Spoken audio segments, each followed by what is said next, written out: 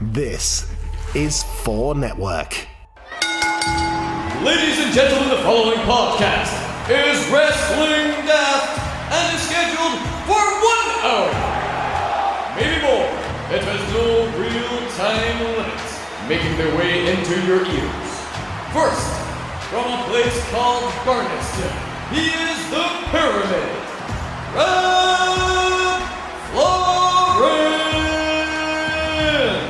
And it's going to be the funniest podcast out there, because that's what I'm all about, baby. The comedy and the money. And his partner, for the top end of Stevenson. From Mexico City to Beef Community Centre, I've got stories that are going to blow your mind. Hello, and welcome to Wrestling Daft. I hope you had a great Thanksgiving. I hope you had a great Thanksgiving. It's Thanksgiving, isn't it? Yeah. What is Thanksgiving? It's where you give thanks to something to do with the Pilgrims, the Thanksgiving of America, the independence of America, the Pilgrims landing on the American shores. Does everybody get a day off? Everybody? No, I don't know, but maybe, and they have a big turkey. Why we not get? You always have a practice fucking Christmas dinner before your Christmas dinner. 2 Christmas dinners. Do you think they'll have like the what do you call them, pigs and blankets and all that? I hope so. Or that idea? I hope so, mate. We need to get that, man. That'd be gallus, man. Pigs and blankets. Pigs and blankets, man. All pigs and hogs and duvets. I'm Rab Florence, and of course, the great man Grado. The great Grado. Grado. Is opposite me here. Were you wrestling this weekend, Grado? Aye, mate.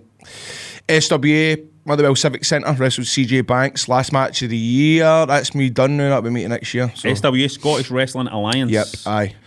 And how did that match go? Brilliant. CJ's a great worker, great seller. It was fantastic, Rob. You got to have seen it. It was just really crowd were into it. The crowd were into every match.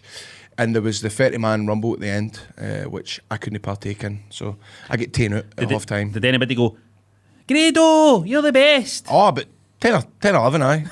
10 or 11. See when the wee wains are shouting Grado and all that, do you notice, do you acknowledge them?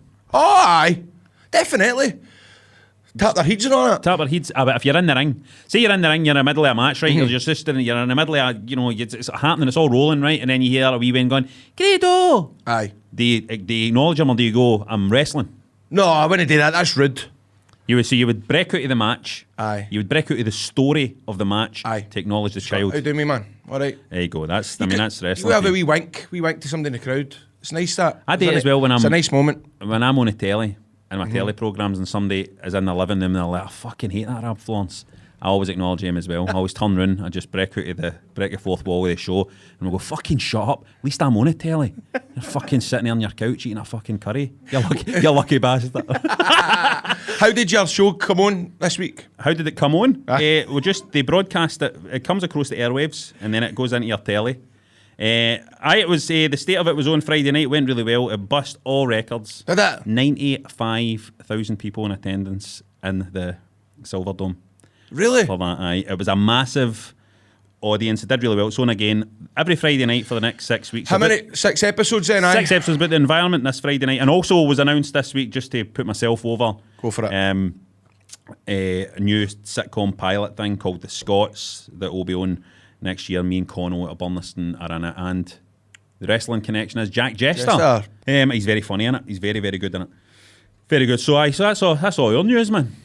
You've got Panto as well. Pantomime starts tonight. Your pantomime starts tonight. You feeling good? You feeling ready? You feeling primed for it? Ready to go. How do you... 80 shows, mate. I've always wanted to know this, right? See, you're in... So who's in it with you? So we've got Scott Fletcher, who was in Gary Tank Commander. Right, aye. Shell Suit Bob's in it. Mm-hmm. Right. Joyce Purdy, Faulkner. Right. Big Falky is in it. Aye. She who was Rasheen in River City. Aye. And she's... Do you know what? She would be a good wrestler. Joyce would be a wrestler. Why? Cause she gets strong arms on her. Aye, she used to say that Wayne's would come up to her and think, "Are you China?" They would ask her if she was China. They would ask her if she was China. Aye. Can you do her voice? Talking like that, you fucking, I got somebody singers on like that, your knee coming in here like that, you talk to me like you're doing too much, you're doing too much, you gotta put a plaster in that, That's getting infected, You're like, what the fuck was that story, man? You're doing too much. Put a plaster on that. That sounds like sex talk. No, she's a brilliant. She's lovely. She's a lovely, lovely person. And do you, when you do pantomime, do you plan it out in advance, or do you just kind of call it on the fly when you're out there?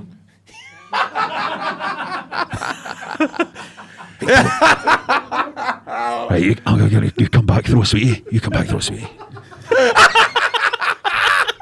Right, we're going to move on to some correspondence.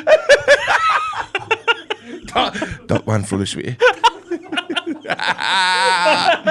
Oh, that's a minute. Watch the back elbow. Oh no, you won't. Oh no, you won't spot. Oh no, you won't spot.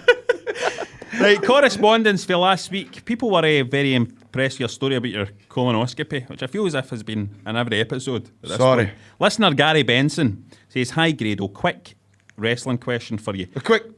Just listening to the latest episode and wondering how many times you have had tubes up your arse. Right. And how often you expect to bring it up on the podcast. It's just to make sure that I'm not drinking chocolate milk at the time, as I was this week." I've only had one tube up my arse. But it made an impression. Yep. And I got it all clear. I mean, I thought they would have fucking put out a wee fucking, what do you call the wee things? A wee frutella or something like that. But it was clean. I'm sorry that I end up talking about my hoop. It's just a thing. It's my go-to. My go-to. Keith Thorburn says, as somebody who once had to drink 8 pints of boggin vanilla laxative to prep for a I feel your pain, colonoscopy, Keith. I'm absolutely staggered Grado managed through a fight without cutting the ring in two with a brown with a brown laser. A superhuman feat of clenching. It was hard going. Yeah, I can imagine. I was going, Doug, no fucking shot, no shots to the derby of the night, big man. No shots to the derby of the night, oh sir. Right, that was hard going, but it was mere hard but was the next day getting a flight up. I had to make sure I had an aisle seat so I could go back and for it, because I'm talking. I mean, they would think you were a bomber, wouldn't they? The amount of times you're going back and forth. That guy's.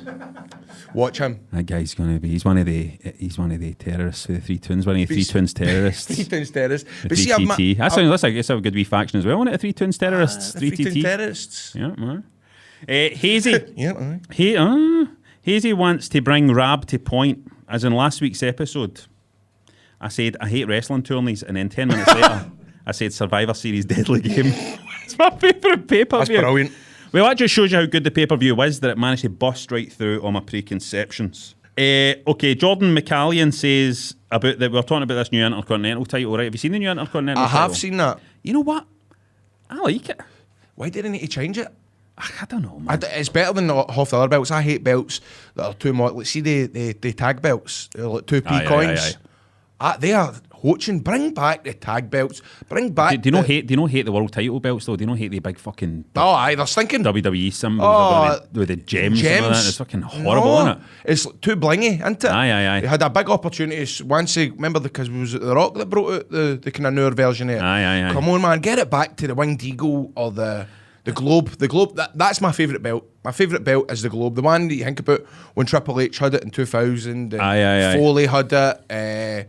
Corporate Rock. That's the bring that back, man. Huh? I did like the Smoking Skull belt, I need to admit. Did you really? I liked that. I did. Come on. I've even got one. I've got a replica one. Hold on. I said a replica one, but it's no. I'm bumming up a bit.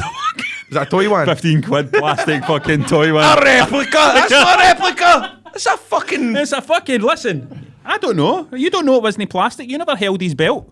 Look, if you're going to, I remember seeing a guy when I went to Rebellion, and it was the first time I ever saw a replica belt, and I got hold of it and I felt it, and it was brilliant. Superb. I thought, if you're going to pay a couple £100, why are you buying this Smoking Skull belt? You know what I mean? It's like a hardcore belt and all. Jack Jester told me that when he was young, he went to A1 Comics and he tried to buy the hardcore one. Aye. And the guy was like, "Oh no, you're not spending £200. Oh no, get a good one." That's all smashed up. Was that allowed? Aye, he didn't let him. That's beautiful. "No, don't take that one. That's get tape on it. No, that's broke." And Jester's like, "No, I want a hardcore one." He goes, "No, don't take that." But I'll tell you the bit that my favourite ever Christmas. Speaking of Christmas, Christmas is coming around the corner. My favourite ever Christmas and Christmas present was the Christmas morning, that I got my first ever replica belt, the undisputed heavyweight title. My mom had taken me into A1 Comics or the Scotsman models. Scotsman models, aye. And it started December, and I says, Mum, let me show you this belt. She's going, I'm not paying £200 for a belt. I'm not paying. Went and I tried it on, man, and it felt just superb, Rab. I'm going, Beautiful. I want this so much. And my mom was going, there's no way I'm spending £200 on that. Little did I know. Textbook pattern, man. Little did I know, my mom was fucking behind my back, giving a wee eggy to the guy going, put it by from him. Fucking love that, man. Great stuff, man. Dave Murray says about the new belt that it's a heap of cunt. He says, no. I mean, that's all he said, just 5 words. A heap of cunt. And, you know, it's just disgusting. To talk like that. Sheridan Townsley is wanting to talk about meeting wrestlers in weird places, and Sheridan Townsley is actually a relative of mine. Not necessarily a wrestler, but I showed Rab Florence a magic trick at her uncle's birthday party, to which he exclaimed, "Fuck off, pal, that's scary." And I did do that because he's a very, very good magician. Yeah. There needs to be more wrestlers with a magic gimmick. Right. They'll come out and go, Why don't you tell... Are we allowed to talk about who your niece is? me young. It's my niece. Isla Dawn is my niece. Isla Dawn for NXT UK. But we'll be talking about that later. We'll get her on as a guest. You know? It's meant, isn't it, how your family works for the McMahons? My family's fucking... I've got the weirdest family in the world, man. But that is mad, isn't it? That is mad. And so Ian Riley has been listening to too much wrestling daft. He dreamt that the Fiend was taking on Funaki in a big red light I shit match. No, he's just made all that up, right? That's just a sentence this guy's made up. But I would like to think that Ian Riley did have that dream. He woke up with his wife, and his wife in the morning, his wife was like, I had a dream about her weightings last night, and blah, blah, blah. And he was like, I had a dream about the Fiend fighting Funaki. Nah, fuck's... You're a grown man! An I shit Fucking match. grown man, an I shit match. Hey, Grado would have done well on that today after Away. that colour. There it is, that's beautiful. And now remember, you can all get in touch with us by hitting us up on Twitter at Wrestling Daft, on Instagram at Wrestling Daft Podcast, and of course, just Wrestling Daft on Facebook. Right, every week we want you to bury or put over something that's happened in the week of wrestling. So here's what you guys on the intranet have been saying. King Cairns is burying the WWE moving takeover to Sunday. Fuck that, man. I've got work and kids to get ready for school on a Monday. Saturday pay-per-views are the best. So, hold on. I don't understand. Have they announced this? Aye, just breaking. What, today? They're going to move them to Sundays, so they're not going to be on before the major... It doesn't look like it, no. So basically, does that mean that Takeover is going to be on, like, say, No Mercy's one week, and then the next week there's going to be a Takeover, It must rather be. than before a show? But do you think it's maybe new? Do you think they've maybe made the decision because you ended up with that situation where you had that takeover and you had wrestlers working that night in a big, like in a War Games match, And then for the next example, night- and then the next night they're having to fucking work Survivor Series as well? I don't know, because do you think Wrestlers they do that really though, don't I don't think they bother about that, because Nah. you've got to think, you know, before they get to TVs on Monday, they've already done fucking Thursday, Friday, Saturday, Sunday. True. So I think it's just another example of them treating NXT as like the third brand rather than the Yeah, fucking... again, it is ain weekend. It's Well, ain they've got to, because spotlight. if they're- Who did King Cairns want to put over? Oh, he put over Big Batista's trying to get his end away with Dana Brooke, lol. Have you seen any of this, Grado? I I don't know what it is. I don't know. I think they're just kidding on. I think it's just So a what, bit was of fun. was But is Batista it on ever TV this just a... week? What? Was he on the telly this No, week? this is just on Twitter. Batista's like, hey, Firing in? I've noticed you've been doing squats and that, and she's been like, I fancy a wee workout. Do you have a wee bit of flirting And back Dana and Brooke forth? goes out with the Portuguese guy, does he know? I think Dana Brooke's single, Right. as is Batista. So, but you know, so even if it is, they're just having a wee joke about, they're just doing a wee, doing a wee bit of business on Twitter. It's never just a wee bit of messing about, is it? When it's a man and a woman, and B, when it's big fucking Batista. Big Batista. Because he's got a rep, isn't he? Longest in the shower. Aye. Big American number. Dana Brooke could be a very, very lucky woman. Let me tell you that. Barry the Cabbie, Barry the Cabbie. who he wants to bury Matt Riddle. The guy has 20 moves in his bag with the word bro in their name. No cunt is that cool. He wrestles in his bare feet as well, Grado. How do you feel about wrestling in your bare feet? I'd never do it, man. And I noticed he done a run-in on the SmackDown and his flip-flops. He's had to get the flip-flops on with, he's got like bum bag Sonos, if you know what I mean. Aye. So like, he keeps all his change and his chuggy and all that and his fucking flip-flops. And I noticed when he went down to do the running, they went flying within fucking 10 seconds. So that must be sad as fuck. I know. Do you know what I mean? Wrestling your fucking days. Have you tried wrestling your bare feet? Have you ever gave it a go? No, man. No. I can't think getting fucking words, to be honest with you. Because I'd fuck your knees. We've got Mark Dallas on the show for ICW today. I'm going to suggest to Dallas that ICW do a full show where everybody wrestles in their bare feet. No, I mean, it'd be brilliant. Shoes off, it would be called. Shoes off. Shoes off. ICW shoes off. And even the fans should be taking their shoes off as well. How funny would it be? Because then you could do like a hardcore match where like somebody's breaking glass on it and there's tacks on it. You could do like a proper Die Hard on it. That's a fucking idea. That's a fucking shoes off. ICW right, shoes Dallas, shoes off. That'd be brilliant, man. Excellent. Think of all the disgusting feet you'd see, man. I know, man. Good one for the foot fetishists though. Out there, they'd be fucking up. right. Right, you could sell VIP fucking ringside toe side seats. That's toe side seats. Toenails versus toenails, no? That's gone too far. You get there. Veruca versus Veruca. Veruca versus Veruca. Right, sorry, right, you go. Fuck me, man. Oh, but Barry the Cabbie, by the way, wants to put over NXT War Games, by far the best wrestling this week. War Games was cracking, man. The only thing I seen out of that was the return of Kevin Owens. I thought it was pretty cool when he came out with his KO shot. Oh, aye. How fit is he, man? He's got a bigger belly than me. He astonishes me, this guy, because I'm not why he doesn't look like a wrestler, because when he's in the ring, he absolutely looks like a wrestler. But you imagine you could see him like in a comic shop or something, and you'd see him, and you wouldn't think the guy's a wrestler. He looks like a bus driver. He also is friendly looking. I think he's like a friendly looking big guy as well. I think he looks like he's a good guy. He has that vibe about him. But yeah, he can be a fucking brilliant heel. He's just, everybody likes him. He's an inspiration to me, mate. Captain Wow wants to put over Keith Lee. I seen him pouncing Adam Cole into the crowd. Did you see that? Absolutely amazing, aye. Beautiful. That's another one again. Big belly man can fucking rock it. He was brilliant in Survivor Series, by the way. Aye. But here, this leads me on to, can I intervene here with who I want to put over? Mm-hmm. Here's who I want to put over this week. I want to put over Roman Reigns. Right? Now, here's why I want to put over Roman Reigns. I think Roman Reigns is unbelievably underrated, right? No doubt. In a wrestling ring. And everybody was like raving about Keith Lee in that Survivor Series match. Rightfully so, right? Rightly so, because he was great in it. He was great in it, and he really shone in it, right? Shone? But, aye, shone. That's just the right word, mate. That's the right, aye. What do you want me to say, shined?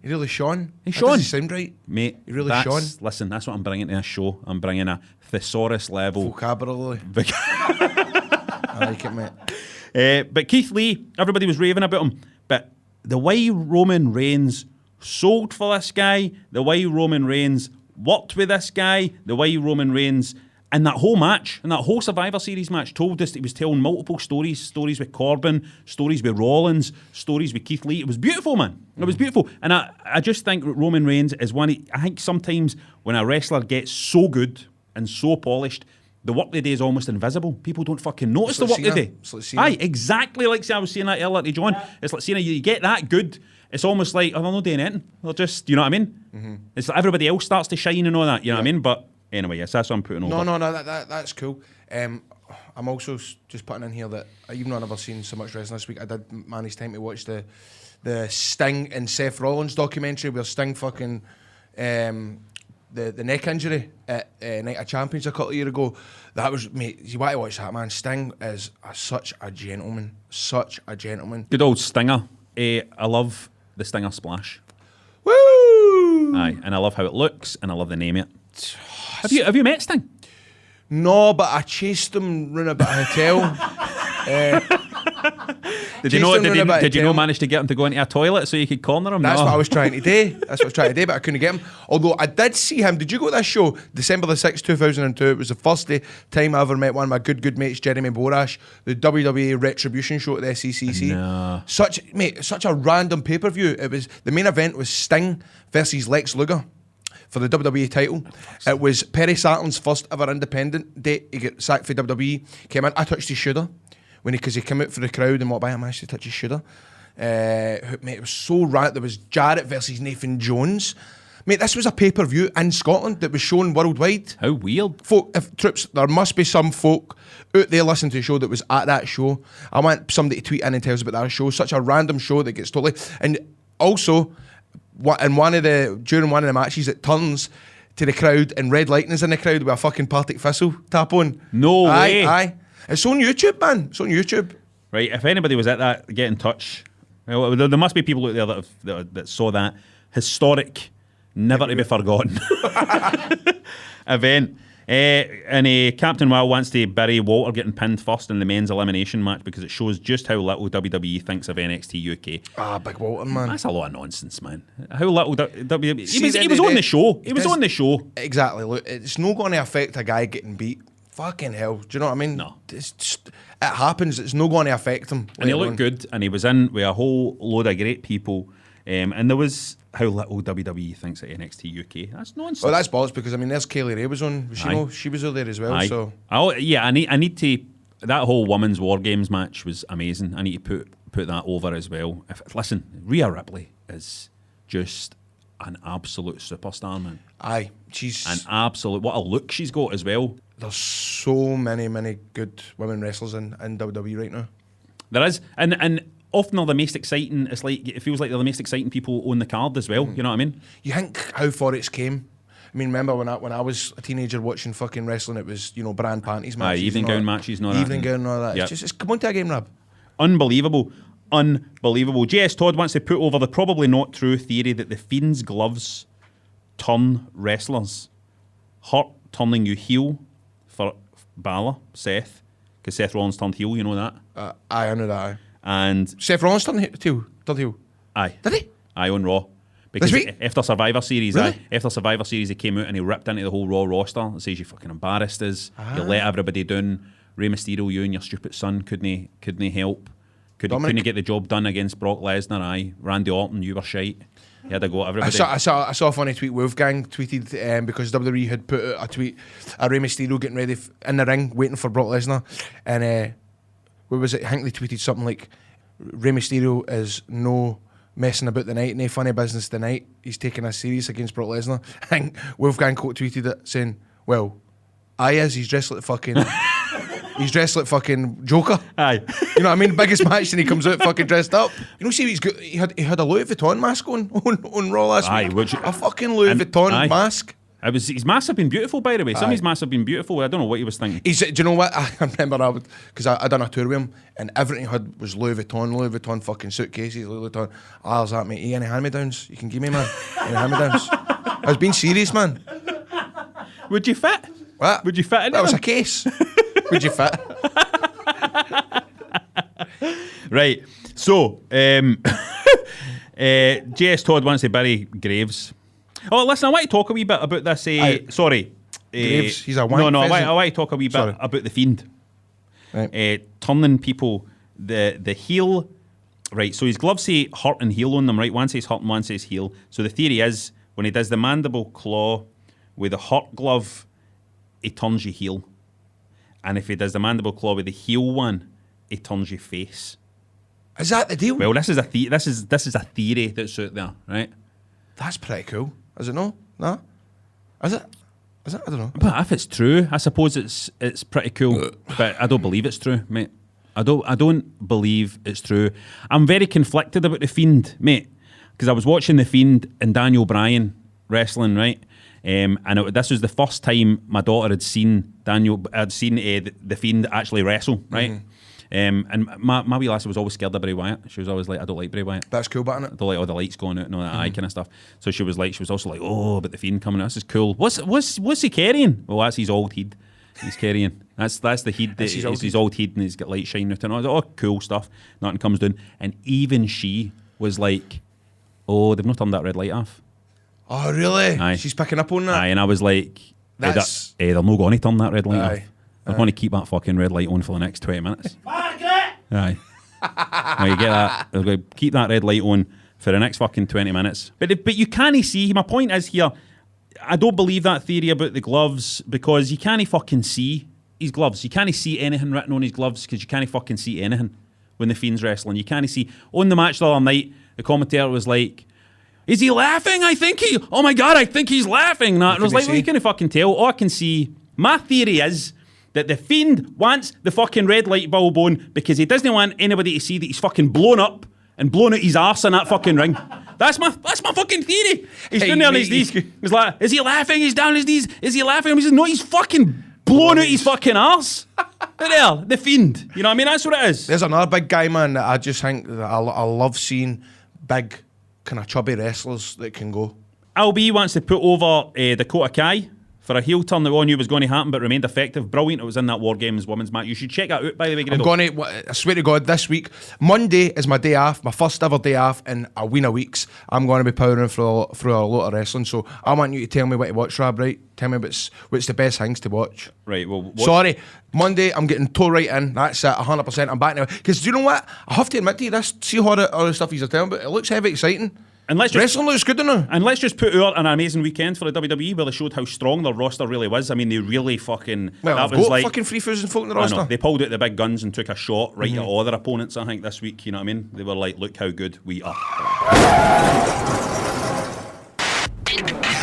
You just made the list! It's time for the list of Wrestling Daft and its Intercontinental Champions this week. This week, everybody's been talking about the Intercontinental Championship because of that mad belt.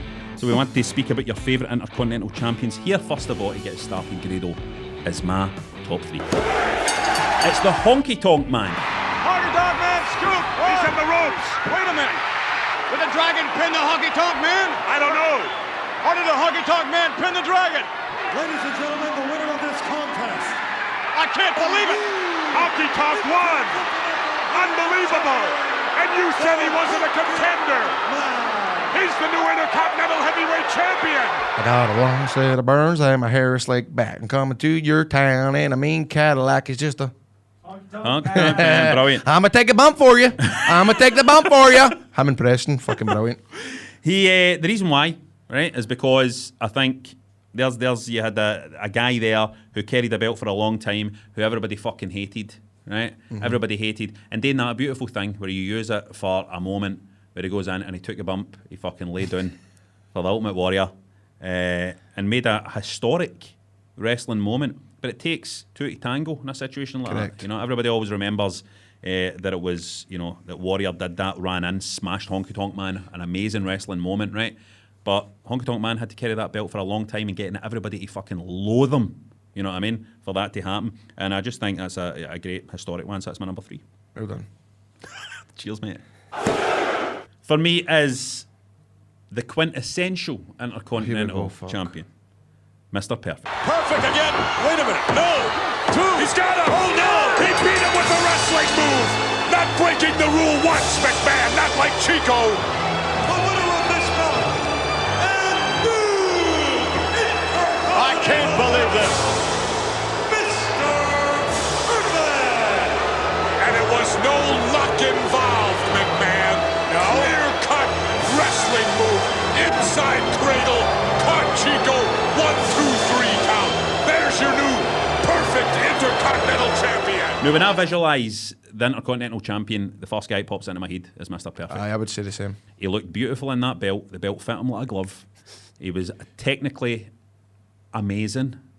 And also, he carried the belt. And for me, the Intercontinental Champion at that time represented like, here's your world champ, right? But the Intercontinental Champ is the fucking... Aye. The wrestler, It's a the cool good belt. fucking wrestler. Aye. You know what I mean? He's the guy who can fucking go in the ring. He's the best wrestler. You know what I mean? And Mr. Perfect just summed that up for me, man. Aye. I agree with what you say, like, with the Intercontinental belt. I remember when I was young at the time, it was like your Benoit's, Guerrero's, Jericho. It was merely kind of worker belt, wasn't it? The guy Aye. that could go full pelt.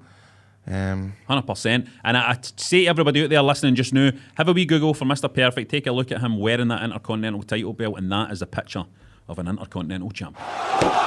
And my number 1, might surprise people, this is The Miz. What? Skull crushing finale! Miz hooks the leg! Miz is the 5-time Intercontinental Champion! What an incredible night for The Miz! The A-lister has the title!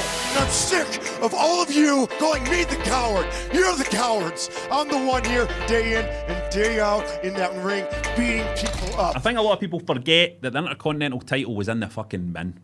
It was in the bin for a long time. And The Miz took that belt, wore it for fucking ages, elevated the fucking belt right up, elevated himself right up at the same time, and had an amazing run as an Intercontinental Champion. And the thing it has to be, and this is the reason why I chose The Miz as my number one, is because the thing it has to be remembered about belts is the wrestler has to elevate that fucking title. The wrestler has a duty to the belt, to the gold that he wears, to make it matter. You know what I mean? And a lot of people forget that. A lot of people just, they get, for the next few months I'm carrying this belt, flinging it on my shoulder, fucking whatever, know what I mean? Walk about, dragging it about, flinging it about, know that? He made it mean something. He made it fucking mean something. And if you don't make the belts mean something, nothing means anything. Aye. You're right. It's like you, mate. When you won that fucking title at ICW, mate, it mattered. The only thing is, The Miz, my first ever WrestleMania, I fucking booked up to go, man. And that's what I get as a fucking main event. John Cena versus The Miz. Devastated. But listen though, The Miz has improved so much over the years. He's a brilliant heel, man. He's a good wrestler. And a proper heel. So there we go. But here's what everybody else had to say. Lyndon Sims says, Mr. Perfect. No question. Hands down. Shout out to everybody else that said him, by the way. Paul Harvey, Johnny Organ, Michael, Extremely Online, Craig Ferguson, all loved Mr. Perfect. But Billy Gaddy agrees with me. Grado, The Miz has to be up there for me, as he actually made the belt mean something again for the first time in a long time. Mm-hmm. Right? A rescue job, mate. As I say, it's a time in wrestling I've really watched when the Miz was a champ. Sean Mullen says Jericho through the Attitude Era. So many class feuds with Chris Benoit, Real King Regal, and China. Hey, China. People forget about China, didn't they? As an Intercontinental Champion. And you know what? Her match with Jericho was actually pretty good. At the time, folk were going fucking, what's Jericho doing wrestling a woman? But they actually made it actually watchable. Aye. It was good. China, may she rest in peace. Craig R. Bledge, Owen Hart, Mr. Perfect, a close second. So you're seeing there's a lot of good wrestlers coming out here. You know what I mean? Jardo surprised myself in seeing The Miz. His character needs a belt to add that extra level of smugness. I don't know if that's true. I don't know how his character necessarily needs a belt, but he makes a great heel when he's watching his title defences. Anthony Clark and Mark Ray says British Bulldog winning the title at Wembley at SummerSlam 92 was pretty cool. That was a great match. British Bulldog, here's a guy we don't talk about much, is he? Bulldog, and you know what? One of the best, one of my best achievements was tagging with his son. And I wanted to be called the new British Bulldogs. I had my Union Jack leotard. He had his Union Jack fucking gear. Bet you did. I bet you did, mate. Bet you got one made fucking 10 years ago and you've been keeping it in your cupboard just for the right moment. Oh, I'll tell you, I wore it at the wrong moment, man. I wore it in a place that was a right Hibs place. And I remember coming out, and that's the first time I remember being actually booed in a family show. You wore it in the hoops bar down the Gallagher. I've not worn that in a long time. Alan Marshall says Bret Hart, always a great performer. His match with Mr. Perfect at SummerSlam 91 was one of the best ever. Great match. This is the fucking golden age. Goshy. Honky tonk man, what a mad cunt he was. Here. That's the kind of wrestling part I love. And we've got some, obviously people with Mark Joss mentions Eddie Guerrero and stuff like that. People trying to get their favourite wrestlers in here, to try to get them in the mix. Andy Clark says surely the answer is Funaki, regardless of whether or not he actually won it. He did not. Funaki was clearly just out there to enhance. Tom Olivia says Santino Marella. He won that in Italy, didn't he? Aye, that was his debut. That was a good one. That was good. Santino. But at the Intercontinental title, we mustn't forget Pat Patterson. Oh yes, you see the first. I think so. I think first, and for a period, I think was the longest. So there you go. A lot of great replies there. Thanks so much for getting in touch. Keep it coming, man. We love reading your comments. That's what it's all about for us, because that's what wrestling is. It's one big conversation inside the ring and out into it. Come on this show, get yourself over. And we need to pick a listener of the week. My listener of the week this week has got to be, without question, Dave Murray, for saying that the Intercontinental belt is just a heap of cunt. So Dave Murray, you've won this week. Congratulations, you're the champion. I wouldn't reward that kind of language personally in the run up to Christmas. But it's not very fucking festive, is it? I don't care. If this is what we're going to disagree about, then I don't mind. Right. Who you got to pick? I think the baby Jesus would care. So, right. No, fair enough. Get to him. Put the strap on that filth.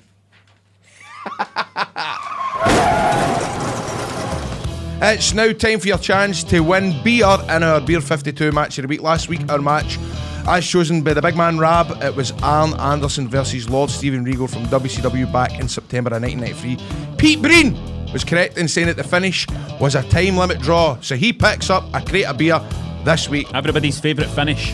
Correct. But now we have more chances for you to win beer. We pick a classic wrestling match for you to watch, and all you have to do is answer the question on it. Everybody who gets the right answer will get into a draw to win the beer. You can enter by checking out the match and answering the question on Wrestling Daft Facebook page or replying to the tweet on Twitter at Wrestling Daft. Winners must be over 18 and stay in the UK.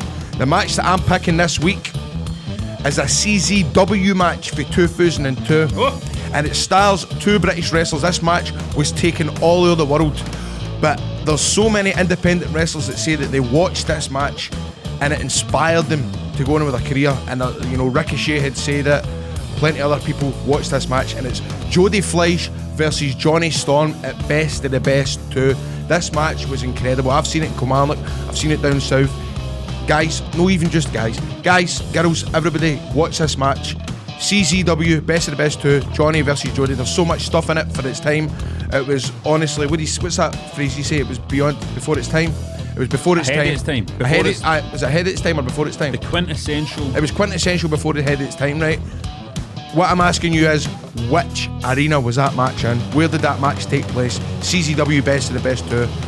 And you can get free beer for Beer 52 as well. All you need to do is go to beer52.com/wrestling and we can sort out beers for you. Just cover the $4.95 for the postage, and as you're a Wrestling Daft listener, we'll give you 2 extra free beers on your first box, so that's a total of 10 free beers. Your first box will be sent to you next day and will contain beer for all over Korea. It's a monthly subscription service for beer, so just go to beer52.com/wrestling to get your first case of 10 beers for fuck all.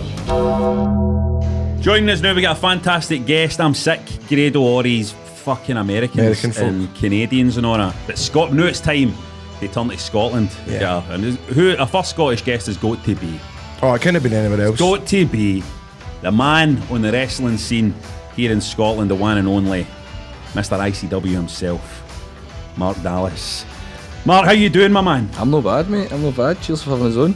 You have been a busy guy lately because obviously ICW has gone strong and you're doing a stand-up tour as well at the same time. Aye, mate. I've got my final night tonight in Kilmarnock. It's been entertaining. It's been an experience. Nice to be. Do you see a lot of kind of faces you recognise as well? You get a lot of people for the wrestling fans that come, but you get I was howling last night. So the first half, I was doing my set, and then the second half I was filming a live version of this podcast today called the Podcast Formerly Known as Podcast. Is that the one with Roy? Yes. Aye. And I like Roy just because he's called Roy. You don't know many Roys, don't you know? No, you don't. Is this the podcast you haven't asked either me nor Grado? You've not been on it, and you're not Grado? I've not been on it, mate, no. You've not asked either, you'll make an excuse not to come on it, Grado. Well, what was the excuse I used this morning? I'm late this morning. What was the excuse I used today for coming in late? Your dad's dogs went into labour. His Somebody dad's not even got a fucking dog. Somebody out in the corridor, as soon as I walked in, came up to me and went, Grado's late again. And I went, of course he is. And I just walked past him. I just don't think I'll ever learn, man. It's fine. It would be weird if you turned up on time. It'd be like you would think you were going to shoot the place up. You'd pull a gun out and start shooting. When he was running the Pavilion show, he tried to chin me for being late to be on his show. And I was like, you've got a fucking cheek, mate. He's rolled in the door at my shows when the shows have been started, man. Aye, I'm pretty bad, but I like that. When am I on? Like, you're on second, mate. Oh no, can you not change it? No, mate, the show started. Get your gear on. Can I date my joggies? I actually said that to you. I've done that before. Remember I wrestled in Sheffield, I forgot my gear. No, you didn't. You pretended you forgot your gear because you couldn't be bothered putting it on. I'm stupid, mate. You must think I button out the back. We were on tour. How did you have it every other night, mate? Aye, how did that happen actually? I remember the one time I know we had a tour starting in London, and I think I was flying down. I can't remember the reason why. I had something on, so I couldn't travel with everybody else.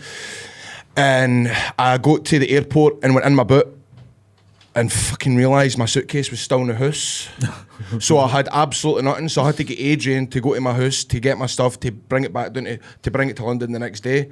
And I thought to myself, here, I'm going to have to wrestle my trackies again, man. But it's quite good wrestling in trackies. I like it when a wrestler comes out and he's wrestling in his trackies. It's brilliant. I felt like Tommy Dreamer or something, do you know what I mean? Just has that feel to it, doesn't it? Right, Mark, just in case anybody out there listening, right, I'm going to imagine everybody knows the story, right? But give a brief version of the story of how ICW came about.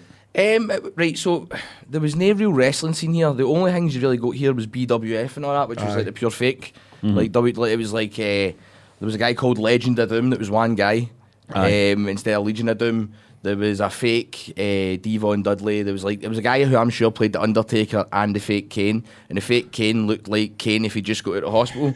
But don't say anything to Kane, by the way. We're just happy you're here, mate. Like his suit was hanging off him. So that was all you ever got up here. You never got any actual like indie shows, as you call them. Can I just say that one of the shows that I went to tribute shows, there was a guy as Mick Foley or Mankind, and he had the mask and the hair and all that. Aye. And we got pictures with him at half time, and he was going, "Get your guns out, get your guns out, come on, get your guns out, get your guns out for the picture, get your guns out." They were fucking atrocious. The Rock guy was called Rocksteady and had an actual Rocksteady. a literal painted on eyebrow. They Oh my painted God. his eyebrow on. But he used to draw like at Pavilion, he used to draw like 1,000 people and stuff. Oh, aye. But it's because there was nothing here, right? So it was like a virgin territory. It was like an area that had never been tapped into with proper shows and stuff, or at least for the 70s onward, it had nothing. And I went to train in Falkirk. There was a guy that was going to run wrestling training, so that's where I met Big Drew McIntyre, and we were training for a wee bit. Then some companies started up, and Grado started training with us, so it was like BCW, SWA started up. Ride that, wasn't it? Aye, and that's where Grado came to train, and he always tells the story that we'd get dropped half in the bus, and I'd be like, "Me, I'm going to start this wrestling company. It's going to be like ECW and all that. We're going to book New Jack and all this."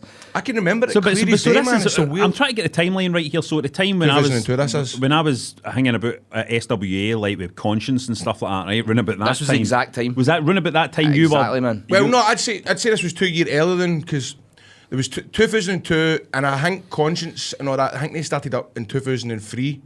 And then Conscience is Peter Murphy, by the way. He Aye. was a guy that was running SWA at Aye. the time. But they did training at the time though, because they done a bit of because training. Kenny Morrison, That was the one. SCW. SCW, Aye. they ran first, because they ran, I think, in early 02, and I think, was he no meant to... That was Drew's first match, you know. He fought Conscience in the Conscience? opening match of the first show. That's right, I remember Aye. that, because... That was Drew's first match. Aye, Drew's first match. I was Drew's first match, and I remember I done a report for WrestleZone UK, and all I said on it is you could hear the wrestlers talking to one another, right? I'm totally buried every cunt that was on the show, and I got a message, and I goes, my mum wanted to leave half time because half the roster had BO, and I remember fucking Drew messaged me in AOL saying, "Hi mate, did you hear me talking in the ring?" I was like, "No mate, you're sound." I remember one night making I was making a load of entrance videos for one of the big one of SWA shows. I can't remember which one it was, but I remember like I think Drew got booked quite late on, and I remember Drew emailed me at something like, it must have been like 11 o'clock at night, the night before the show, saying, "Mate, can you do me an entrance video?" I know. I was like, "It's fucking nearly midnight the night before." I remember that. Oh, man, good times. But see that I can remember that clear as day, getting dropped off. Graham Mackay dropped us off at the city centre, and Dallas was going, "No, I'm going to start this company, man. It's going to be like ECW. We're going to get New Jack involved. I'm going to get." And I'm going, fair play. And you think, Right, actually, what you're saying fair play, but did you believe it, or did you think it was a lot of shite at the time? I thought, "No, it's got to be a fucking." It's got to be a struggle to get New Jack in the country, mind you, but Here, I have tried to book New Jack. Aye. You cannot get him in the country. No. No. You can't get Sandman in the country either. Really? You can't get Sandman in, no. Ricky Morton can't get into the country. Try to get him recently to fight the Kinky Party, and he's like, See. I phoned him and I went, "Can you want to come here and do a show for us, Rock and Roll Express?" And he went, "I was a bad kid. I ain't got a passport." I was like, I'm not even questioning that, man. I was just like, "No bother, mate. I'll talk to you later, man." I'm getting it off his phone in case his phone's tapped. Do you know what I mean? I was a bad kid. Oh, because that would have been great to have the Rock and Roll Express at Oh, ICW, wouldn't it? I was That thinking would have about been him and Shad in the stereo Canadian Destroyers, but Aye. it wasn't to be because he was a bad kid apparently, and whatever the fuck that means. So it was the time period we done that, and then it was about 2006, October 15th, 2006. I decided to run my first show. Tracy Smothers for some reason was on my first show. Pure random, lovely guy, but I lost hundreds of money. Show was an absolute farce. Where was it? Maryhill Community Central Halls. That was the first one. Aye. That's a great venue, man. It's a cracking wee venue, man. But it was an absolute. How many were in? monster. I think I had 73 or something, which was nice. not too bad. Is it? aye. Nice, man. But the second show had 40 people Right. because of how bad it was, and plus it was the same night as the Old Firm. It was the same night as some big. I'd absolutely Big Brother final or something like that. I made pure stuff like that, right? It's like, this show's not going to draw. It was even worse, man. It was like a worse show. And then I ran one more show that was actually better, called Serious Assault. And there was about just under 100 people there. Mm-hmm. And that's when I was like, oh, this might work. But I ran out of money. Wasn't working at the time. So, and I decided to get a party gaff with my pal Roy. And I was like, fuck it, wrestling now, man. I'm away to have fun. And then eventually, after a couple of months, I was like, oh man, this house is a shambles, man. I need to get out of here ASAP. So that's when I went, you know what, I'll get another try. I'll try and run it again. And then that's when ICW came back as the ICW you know now. Aye. And that's where we started like a faction called the Gold Label and stuff like that, which was Lionheart, James Scott, Darkside, Red Lightning, and Wolfgang, aye. And that was the first time anybody ever done a thing where it was like all the big stars that you would spread out a show in Scotland. I was like, well, we'll put them on the one group. Yeah, I was calling it a super group at the time. I was like, this is going to be massive. And that's how they ended up being called the Black Label years later, because it's like Gold Label. I think it's like whiskey, higher standards Black Label, and that's how it's called the Black Label. When was the point where you thought this is happening? Was there any show or... So this is when the Gold Label thing happened. We were in the big hall in Maryhill, and it was about 100 people, and then we moved into the wee hall, and we moved into the wee hall next door called the Reed Hall that's in the same building. We started selling it out, so we sold it out, and then all of a sudden we had to bring more chairs in, then the chairs went right up to the back wall. We had to take out the tables. It wasn't my stuff anyway, it was Kid Fight trying to sell his masks to grown-ups, you know what I mean? Was he doing that even back then? Mate, my favourite ever thing about him was that he had the buzz on a 5-star show. He show up and sell Rey Mysterio masks on a show that Rey Mysterio was on. Had these vape, he's like, I don't care, mate. I made about $2,000 that night. He loves these masks, doesn't he, man? He's a proper old school promoter, and he's got that old school promoter sensibility, man. He just knows how to do it, man. He's a money machine, man. He's just there's something that like he can just smell money. That's fucking great, isn't it? Rey Mysterio on the same show. I know. Didn't even give him a cut. Didn't even go, here you go, Ray, mate, there's a cut a ton. That's fucking brilliant. It is brilliant, man. And so see how was there always a hardcore element in ICW in the very always it was meant to be the see now you get shows where it's like bad language, and you get shows that are ran in nightclubs and stuff like that, but see at the time that was never done. So it was like they never had a bar in Maryhill. I just tell people, bring a carrot. Aye, there's a shop across the road, bring a cargo. And people are coming in with like bags full of cans and all this, and just getting steaming. And it was this really weird thing, and it started to get this like pick up steam. So everybody was talking about it, all the wrestling fans. Fair play, there wasn't a massive wrestling fan base in Scotland at the time that was coming to indie shows, but it just grew and grew and grew. And then I met this guy called Kevin Dean, who was a manager of Walkabout, but underneath Walkabout there was a club called Apollo 23. And he was like, do you want to come and do Apollo 23? I was like, aye, I'll try it. And that was where I went, oh, hold on, we're onto something here, because it was a nightclub. So obviously at that point I didn't have the money to have like a good sound system and good lights and that, but a nightclub's got to that. And then it's got a bar, and then it's over 18s. And then I was like, this is the missing element. And it looked cool, like the sort of backdrop for the show was a nightclub. And then we randomly I got a TV deal by I emailed a bunch of channels and one of them got back. I was working as a lifeguard, and he phoned me and went, here, this is Alejandro or something like he said his name is. And I went, fuck off, mate, hung the phone up, right? And then the guy phoned me back and went, no, I'm a TV executive for this channel called My Channel. And he's went, do you want a TV show? And I didn't even have proper cameras. I went to Cash Generator buying cameras and all. This was the first ones we sent the guy. He went, these aren't good enough to go and tell you. Hold on, so because I remember like one of the earliest times I'd heard about ICW, but then there was you did Monday Night Brawl, it was called, right? It was that. So when is that in the timeline then? That is right before this. So what happened was there was Monday Night Brawl, and that was so we started a YouTube page a couple of months after YouTube started, and I knew YouTube was going to be big, so I was like, right, we'll make our own show and put it online. And that's how we started getting a buzz, because it wasn't like, oh, we're doing a show here, we're doing a show there, and you can't follow it unless you go to the show. You can it was like episodic television that we were doing, and we started doing all these wee characters and stuff. And then no long after it, that's where Grado came in and all. So it was like Monday Night Brawl, and then that moved on to ICW on My Channel. We got thrown off My Channel. Tell the story about that. We got thrown off My Channel because they said, I should have known something up there, like, you can get away with anything as long as there's no nudity and you don't say the word cunt. And I'm like, this isn't a TV executive. I was expecting like a big booklet, paragraph 6, section 5, you can't do this and that. That's all he said to me, and I was like, oh, you're going to regret saying that to me, man, because I'm going to push this boat as far as I can, man. Aye. See how far we can go with this before you go stop what you're doing immediately, right? And it was one of the shows where Mikey Whiplash threw, who was dressed as a nun, I remember, threw BT Gunn off the balcony. BT Gunn was bleeding profusely, and the crowd in unison over and over were chanting cunt. Now, this was... The show was meant to air one time in a week, and then it was meant to have 5 repeats late at night. Aye. Right? So we were on at 1 in the morning, then it done really well. We got moved to 9 o'clock at night, then we became the highest rated show on the channel. It was like 40,000 people watching it. And what happened was the repeats were meant to go on obviously after the Watershed. Aye. But one of the repeats went on at 5 in the morning, right? And the show was an hour long, so the Watershed ends at 5:30 in the morning. So some Wayne's got up to eat his Cocoa Pops or something. So it's their mistake. Aye. It's their mistake. I ended up that newspapers like cleared their name and all that sort of stuff because we were the ones getting the shit off Ofcom. They threw us completely under the bus, my channel. And then the newspapers all checked and they were like, no, it's them that are at fault. But it worked well for you, didn't it? I mean, it just goes more notoriety. It was like the Jerry Springer, like too wild for TV kind of thing, wasn't it? And that's when we went back to being on YouTube. And we went back to YouTube with a thing called Worldwide. And we also done that and done some like pay-per-view stuff. Aye. And people forgetting all, like, seeing indies, we're the first company as well to have an on-demand service outside of WWE. Aye.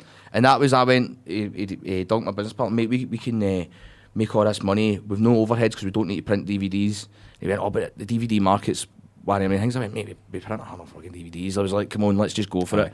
And I remember sitting and just looking through Ori's website and going, there must be somewhere that you can host your files. And I went, and then we just upload the show and put it on, and then lo and behold, it worked. And then that's became one of our biggest incomes as a company, is on demand. And then, but it was a chain reaction of things. But the nightclub bit would be the bit I would say was the first. Oh my god, this is going to work. And then when we realised like the TV stuff and all that, and and then BBC documentaries was just Insane Fight Club 1 and 2. The first one especially, that's when Grado Mania happened, and but also see the difference in the British wrestler as well. Remember that was a big thing in terms of.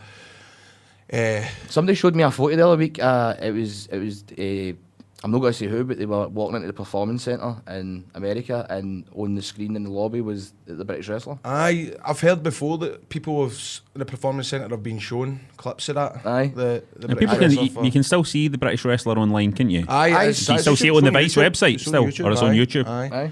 And that was, man, at the time, because I remember him asking me, look, these folk for Vice want to follow you about, and was there any wrestlers that didn't want to do it? A lot of wrestlers didn't want to do it. And a lot of wrestlers didn't want to do the first documentary either. Didn't they? I don't know. The scheme, I think the BBC one, they were scared that they were going to make us look like fannies because Daft. It was no long after the scheme had been shown. It was uncharted territory at the time, and a lot of the boys, I think, were very sceptical of opening the curtain and showing people behind the scenes. Yep. And they thought we were going to look like arses. Me and him thought we were going to look like arses right up to, like, right after EastEnders, when the BBC logo came out, they went, now time to go to the World of Insane Champions. He's thought me, went, mate, I'm heavy shite myself. He's like, what if they make us look like pure fannies? And I'm like, I know, mate, I know what we got to do here.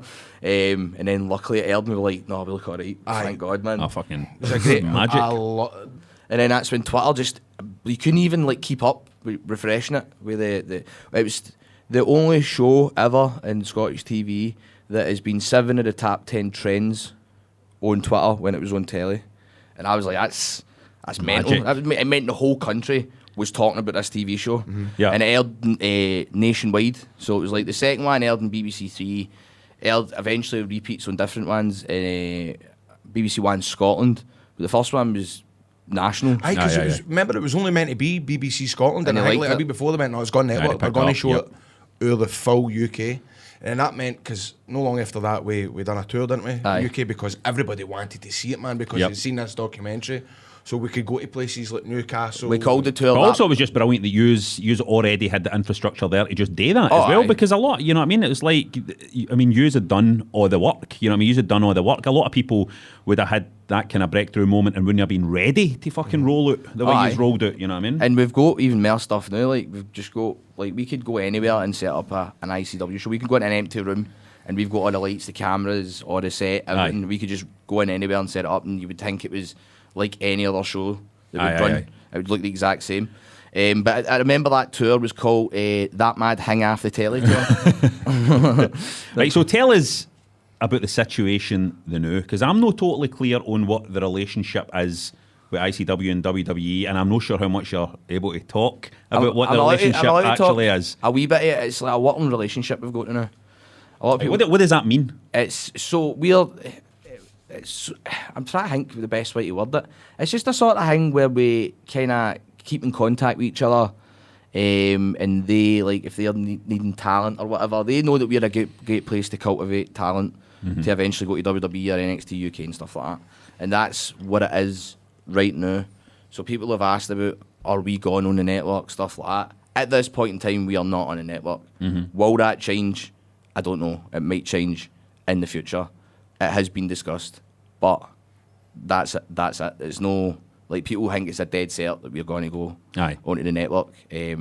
But they've been talking about this for ages with different companies like Evolve and all these rumours. Do you know what I mean? So it's no there yet, but we do. I mean, I meet up with them once or twice a year or something. We talk to them on the phone every now and again, and we just stay in touch and try to help each other out a wee bit. Like Jeff Jarrett couldn't do the show in Shug's House Party in July.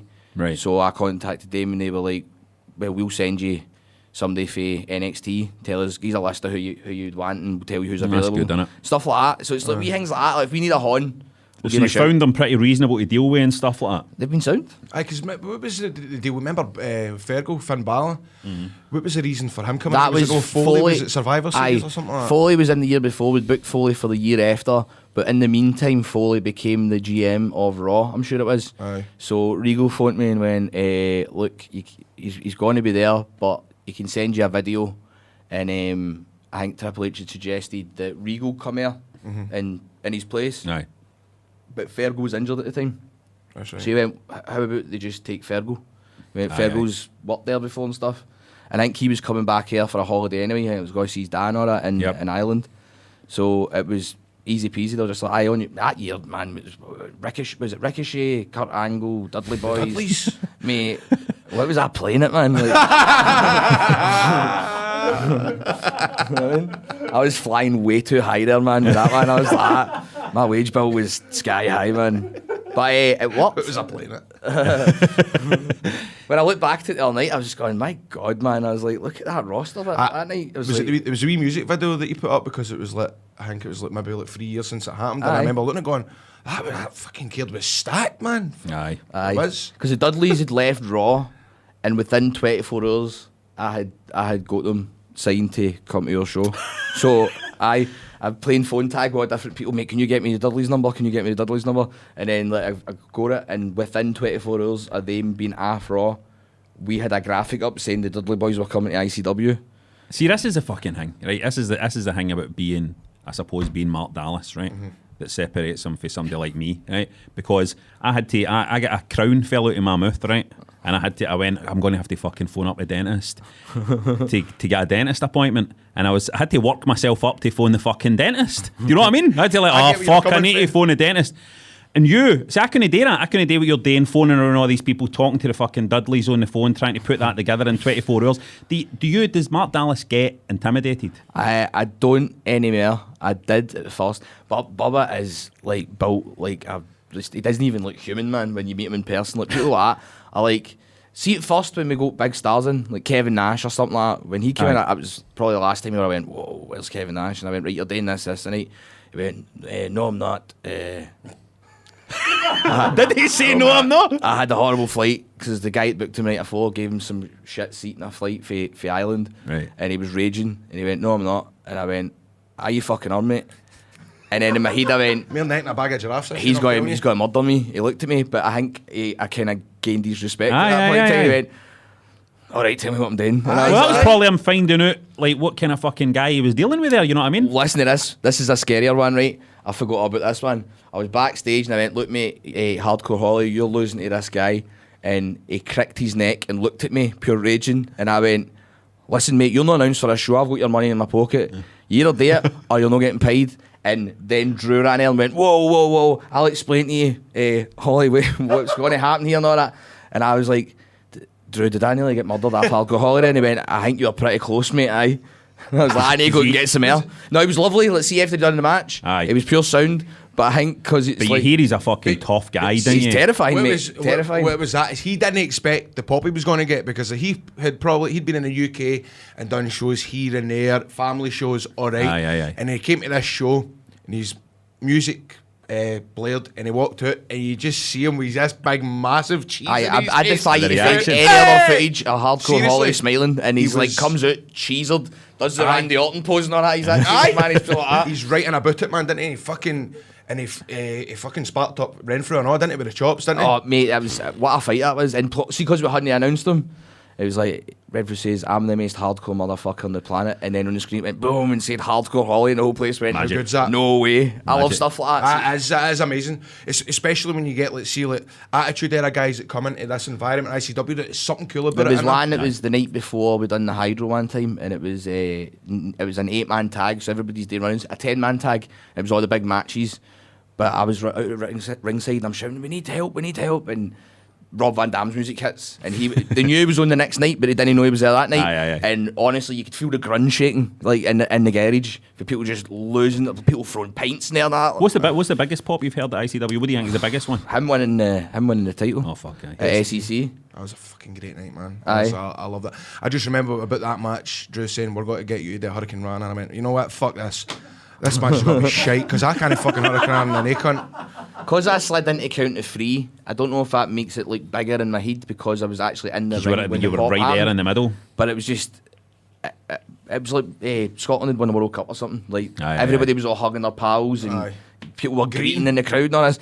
Mick Foley the next day, he was doing a hang at the stand and he asked me to come down do a bit at the end of him where I was pretending I was Vince McMahon and he was like doing a wee story. And before he done it, we were talking backstage and he went, it reminded me of when Dusty Rhodes won the NWA title. Beautiful. I didn't know he said that, that's cool. I did. Have I not told you that? No, that's oh, there you class, go. man. Put that in your pocket. You can keep that one, mate. Thanks, mate. That's See how you're speaking about Yanks that were like, hard to deal with? Is there any more that that have been kind of like refused to do stuff, or they've tried to take the piss out of you, or have they mostly been alright? I think we've got off quite lightly with the way people talk about people. So they go, oh, this person's hard to deal with, that person's hard to deal with. Then they come to ICW and they seem to be alright. Like, I've had some guys that I just love working with. Like, I love working with, like, Brian Kendrick, Paul London. Just there's some guys that are just so laid back. Do you know what I mean? But do you know what was funny as well, right? I remember... You're trying to get me to bury people, you know what I mean? Yes, he's trying to do the dirt sheet thing. No, right. I'm Mad not going to do Meltzer this. there here. But I know I know how hard it is for you because the amount of messages Who's an that arsehole? you get I know for a fact because, I mean, I get it where people will go, is there any chance you can get me an ICW? I remember Kevin Steen asking me to get an ICW, is there any chance you get booked? The amount of people, and I just can't imagine the amount of people that he's had to deal with. I'm not going to mention any names, but I remember being at Kevin Nash's... In Orlando? A party, right? And the amount of wrestlers coming up to him going, any chance you can ICW? And Dallas going, I ain't born, mate. We'll keep... Oh, no bother at all, man. We'll keep him touched. And I'm going to myself, I can't will never be an ICW. There's no chance, man. I was These like, Grado absolute making random me... guys. Like, who name one who wanted to be, but you thought, fucking no chance. Yeah, just tell him who it was. Kevin Fertig. Is it Kevin Fertig? Kevin Thorne. Kevin Oh, Thorne. right. Thorne. He was like, I just want to be with the boys, man. I just want to come see the boys. And I was like, oh, cool. Have you been to Scotland before? No, man. And I was like, what are you talking about, mate? Aye. I was like, all right, cool. A great guy, man, but I was just Aye. like, he's no way about it. And that's thing and all, like, I was just there to watch Mania. And bumped into Grado, and it was Kevin Nash was running like a sort of, I was like, a Q&A hang or something in a pub. What do you call it? It's called something. It's called... There's a fucking name for it. Kevin Nash's fucking slumber party or something like that. It's like that, innit? It's something like that. party. Kevin Nash's slumber party. Kid and play, the pyjama jam. Shenanigans. It's called Kevin Nash's Shenanigans night. Right. At Shenanigans. Aye. The pub was called Shenanigans, I'm Oh, sure. is that what it was? Aye. Right, Right, it doesn't matter. It doesn't matter. So, aye, that's what it was like. And I was like, Grado, mate, can you take me up to the wee sort of private bit? It's like, because I'm not getting left alone here, man. It's like, Man must have felt brilliant though as well. it was like, it is sometimes, but it is like, you're looking at a human being who's gone like that to you, mate, can I come work for you? And you don't want to go, no, mate, I think you're shite. Do you know what I mean? Aye. You don't want to go, I don't want to pay for a flight for you, mate, to certain people. But there's other people that come up to you. There's People that are good know they're good, and they won't come up to you and do that. Aye. It's usually the They people don't that need come to. up and do That's that to you, the difference, isn't are the ones that are kind of hanging on by a thread and try to stay relevant in the business and stuff like that. Is there anybody that you really wanted but you couldn't get? You know, I know you spoke about the Rock and Roll Express coming out, but is there anybody that we've tried to get and it's just never happened? Or who can you no wait to get dumped for the WWE so that you can get them in? Well, if they get up for the WWE, I don't think they would end up coming. We nearly had Samoa Joe working for us, but for some reason he wasn't allowed to. I think he was working for Adrian, right, and he was doing something at the training school, GPWA, right. And the next night we had a show. Oh no, he had a show for Adrian. Then the next day he was doing a training seminar during the day. We were in picking some stuff up. We had a show that night in Edinburgh. Somebody pulled out, and we asked him. But by the time we asked him, I think he was already at the airport or something. Right, and he was like, "Oh, I'd have done it. That'd have been good." Fuck. I was like, gutted, man. But there's a couple. There's a couple. One time I tried to book Conor McGregor years ago. Seriously? I tried, man. I contacted his agent and all that. This was it wasn't anywhere near as expensive as he'd be now. Aye. It was still like a 5-figure fee. I'll give you a belter, right? I nearly booked, and I was in talks with him, right? This nearly happened. It nearly became revealed that the person who bankrolled the Black Label when they took out ICW was Hollywood Hulk Hogan. What? I think I remember you telling me this. And he won so it was meant to be a certain price, but then he won the Gawker case. Oh, fuck. And then the next day his price was like 5 times, and I was like, Aye. even if I sold the Hydra, I couldn't afford It's it. fucking weird doing it, because you'd imagine the richer you get, then you'd do it for practically fucking nothing. The thing is, like, it was so. You've no idea how close it was Aye. to Hulk Hogan showing up in ICW. Aye. But there's loads of things that that he said to me, look, we're going to this, and I'm going to go, oh, that's never fucking happening. And then next minute it happens. He makes it happen. It makes it happen. Right, so you, Dallas, like something we follow each other on Twitter, right? And I see you when it comes up to show day and you're doing your hang and you're working and then you're up the next morning. Sometimes it's fucking 2, you're doing your weekend, right? And then you're doing the next show and all that, and then you're out and you're having drinks, and then the next day you're knackered, you're fucking. Is there ever a show comes up and you're like, oh, I can't be fucked this month? Aye, mate. I mean, there must be the times where you're just like, I wish somebody else was Mark Dallas for a few months. Well, no, we've got our staff now, so we've got like Scott Reed, we've got He's really Rudo. good, isn't he? Aye, Scott's brilliant. You know, we've got like Dunk in the office, we've got Adam Carell, people like that. So there's a crew there that do all the different roles. So it's no me just myself. But could you take a few months off? I contemplated recently taking a few months off, just because I was like, I'm going to get burned out. I've been doing this now for fucking 12 years. I'm like, I need to maybe stay away for a wee bit. But then I got heavy para that if I left and they'd done a better job than me, that I would come back and I'd be heavy raging at everybody. I'd be like, no, I'm going to change everything. So I'm joking a wee bit about that, but I do think there's been times where I've went to go on holiday, like I've went to Orlando or wherever, and I just can't.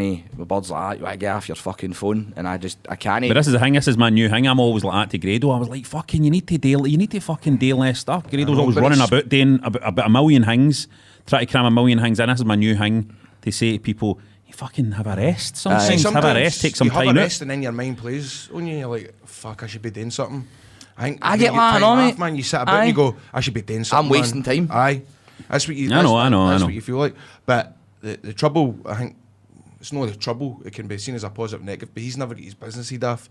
Like sometimes, remember, I've had to pull you and go, Dallas, please, man, we need to stop talking about business. You know, let's talk about something else. Let's talk about chicken, mate. You like chicken? Let's talk about chicken. I fucking love chicken. And then he'll end up.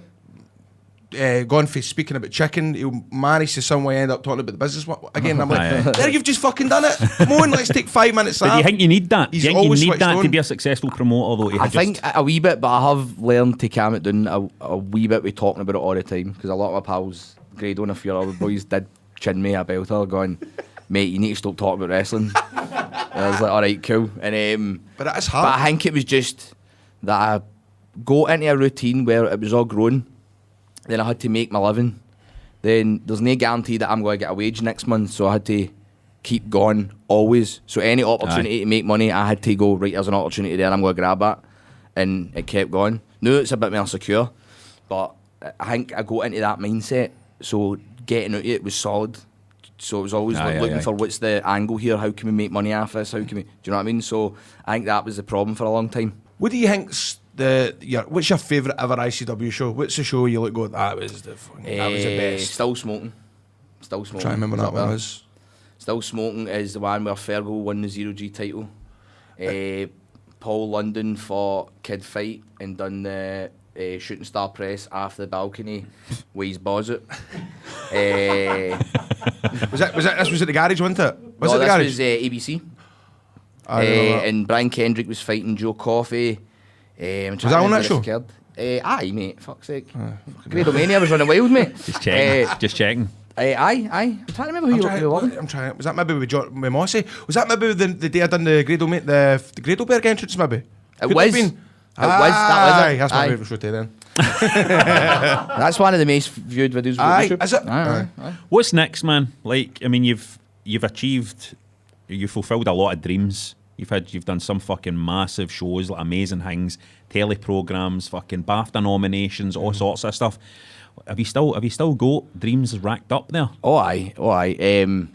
I'm running the Barras 2 nights next year for Fear and Loathing. Oh, the Beautiful. Barras. We couldn't get the Barras that year there because when the ABC burnt down. It's horrible to not get the ABC anymore. All the venues flooded with gigs that were meant to be at that venue. So you just couldn't get the Barras. It was just solid to get it for like a year. So I'm wanting to kind of build ICW for the run up again. And then I think what I would do is I think I would maybe go to, eventually in a couple of years, I want to try and do an arena again. But I want to build up to it. And maybe the Emirates, maybe, you know what I mean, something like that. I would go back to the SEC again. Like, I want to get it back to that size. But obviously, with all the talent that's went to WWE, we all, like, it's hard, isn't it? Everybody, like, Scottish wrestling became so big that everybody was in demand. So it's got to take time to build up new talent. You're starting to see people like Keelan Kelly, Leighton Buzzard, all these people starting to come through.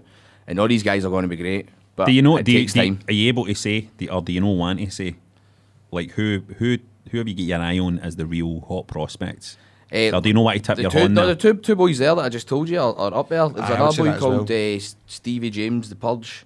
Who else? Like there's a good few coming through there now. Aye. The younger guys that are that have got all the potential in the world to become world famous. But the thing is now we'll know this best kept secret Scottish wrestling isn't anymore. Now people know about Scottish wrestling. Yep. So as soon as somebody gets to a certain size, they're going to get poached or way to Japan or whatever. Do you know what I mean?